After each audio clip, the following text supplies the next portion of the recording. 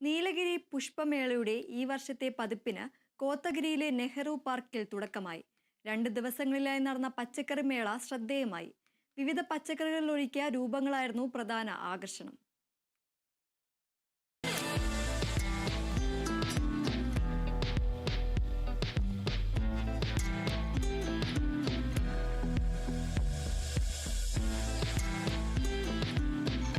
ജില്ലാ ഭരണകൂടത്തിന്റെ പിന്തുണയോടെ തമിഴ്നാട് ഹോർട്ടികൾച്ചർ വകുപ്പും കൃഷി വകുപ്പും സംയുക്തമായാണ് പുഷ്പോത്സവം സംഘടിപ്പിക്കുന്നത്.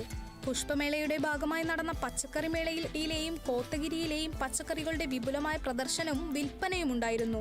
സന്ദർശകരെയേറെ ആകർഷിച്ചത് വിവിധയിനം പച്ചക്കറികൾ കൊണ്ട് നിർമ്മിച്ച അതിമനോഹരമായ രൂപങ്ങളാണ്. ക്യാരറ്റ് കൊണ്ടുണ്ടാക്കിയ ആനയും കാബേജ് കൊണ്ടൊരുക്കിയ പൂക്കളും തക്കാളി കൊണ്ടൊരുക്കിയ കൊട്ടകളുമെല്ലാം കാഴ്ചക്കാർക്ക് വിസ്മയമായി. പച്ചക്കറി പ്രദർശനത്തോടൊപ്പം വിവിധയിനം പച്ചക്കറി വിത്തുകളുടെ വിൽപ്പന സ്റ്റാളുകളും നെഹ്റു പാർക്കിൽ ഒരുക്കിയിട്ടുണ്ട്.